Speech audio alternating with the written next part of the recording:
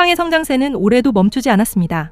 2020년 1,400만 명대였던 활성 고객은 올해 3분기 기준 2,470만 명으로 크게 늘었고 연매출도 40조 원을 돌파하며 유통업계 독주가 이어졌습니다. 하지만 이런 성공 뒤에서 결국 최악의 사고가 터졌습니다. 쿠팡은 고객 계정 약 3,370만 개에서 이름, 이메일, 전화번호, 배송지 주소 일부 주문 정보가 무단 유출됐다고 공식 확인했습니다. 돈의 내역을 다 내놔라. 그러면 내놓게 됩니다. 왜? 내 아들 보호하려고. 이것만 가지면 그냥 다 하는 거예요.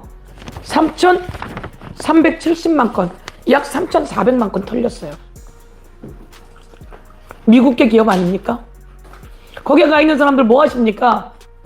국민 지키셔야죠. 특히 충격적인 점은 이 대규모 유출이 지난 6월부터 5개월 동안 계속됐지만 쿠팡이 이를 전혀 감지하지 못했다는 사실입니다. 쿠팡은 처음 4,500명 피해라고 발표했지만 조사 끝에 실제 피해 규모가 7,500배 이상 잘못 발표된 것으로 드러났습니다. 현재까지 결제 정보나 신용카드 번호 로그인 정보는 포함되지 않았다고 밝혔지만 추가 조사에서 새로운 피해가 나올 가능성도 남아 있습니다. 경찰은 신원불상자를 상대로 수사에 착수했고 내부 직원이 개입했을 가능성도 조심스럽게 제기되고 있습니다. 실제로 쿠팡이 경찰에 제출한 고소장에는 피고 소인이 특정되지 않았지만 내부 조사에서 고객 정보를 조회한 사람이 과거 쿠팡에서 근무했던 중국 국적자라는 정황이 포착됐다는 이야기가 나왔습니다. 문제는 이 직원이 이미 퇴사해 한국을 떠난 것으로 전해지면서 수사가 장기화될 수 있다는 점입니다. 쿠팡은 제3자가 고객 계정 정보를 조회했지만 시스템이나 내부망에 대한 외부 침입 흔적은 없었다고 설명했습니다. 하지만 쿠팡이 사고 신고 당시 밝힌 내용과 실제 조사 결과는 큰 차이가 있습니다. 쿠팡은 처음에 이달 6일에 유출이 발생했고 18일에 인지했다고 보고했지만 조사 과정에서 이미 지난 6월부터 개인정보가 계속 노출됐고 피해 규모도 무려 3,370만 명에 달한다는 사실이 확인됐습니다. 정부도 즉각 움직였습니다. 과학기술정보통신부는 29일 민관합동조사단을 꾸려 사고 경위를 조사하고 재발방지 대책 마련에 착수했습니다.